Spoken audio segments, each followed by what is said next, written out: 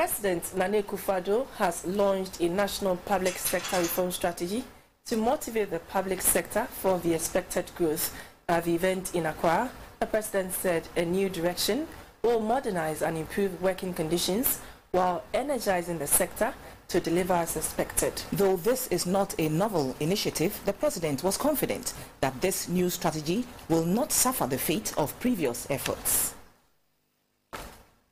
Over the years, successive governments have drawn up plans to reform the country's public sector. For instance, reforms in the 1980s included the civil service, decentralization and educational reforms. However, many believe that more must be done to pull up the public sector. The National Public Sector Reform Strategy 2018 to 2023 is hinged on a widespread consultation across the political and sector divide, aiming at all effective delivery across the board. The 5-year project is anchored on some pillars that were not included in the previous reforms.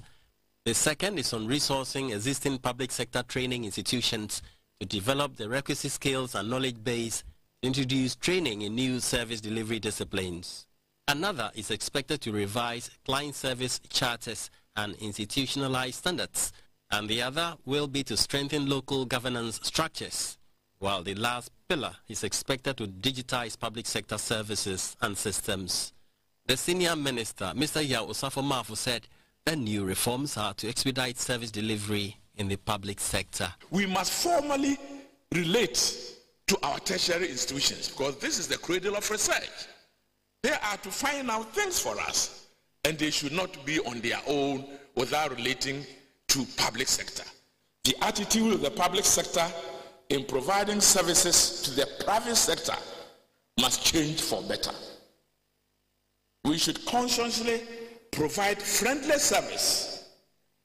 The service should not be converted into frustration. The minority leader, Mr. Haruna Idrisu, called for a neutral public service to favor the citizens irrespective of political leaning. A measure of the private sector of Ghana will give you a worrying trajectory. There are businesses that do well under the NDC and businesses that do well under the MPP. That is not Ghanaian, and that is not the way to develop the entrepreneurship of our country. We need to correct it, and Mr. President, we will support you to correct it. We need, as a country, to take a collective, consensual position on the size of government in Ghana, and it should be by legislation supported by 2/3 majority of parliament, that at no point again in our country's history we will accept ministers exceeding 65. And it should run for all governments and for all presidents. President Akufo-Addo said the new reforms will modernize and improve the service. Modernized and improved working conditions are key to increasing productivity in the public service. There is going to be a systematic review of public sector compensation in its entirety, with the institution of a suitable performance-based reward system to help guarantee increased productivity. The review will pursue opportunities for upgrading office space and provide the necessary tools and equipment to improve the work environment within the service. Additionally, a central assets and inventory check system to take stock of all physical assets in the public service will be established.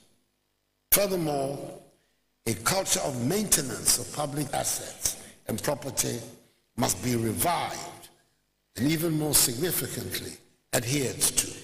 Soon, the public sector will go paperless and eliminate all the bureaucracy associated with its service delivery.